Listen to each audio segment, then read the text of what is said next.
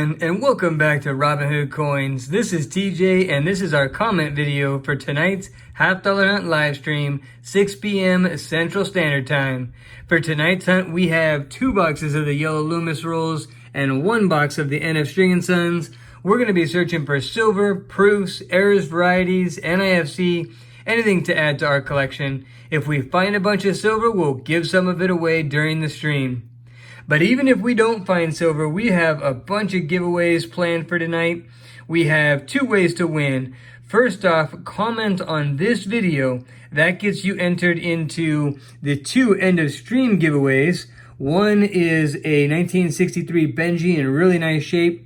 The other is a 1964 Kennedy that actually Silver Fungi CPO won, but he said to go ahead and throw it in as an EOS. So that's that one. And then your comment on this video also gets you entered into this giveaway for a 1964 Kennedy. We'll pick the winner for this on our regular Saturday winners video.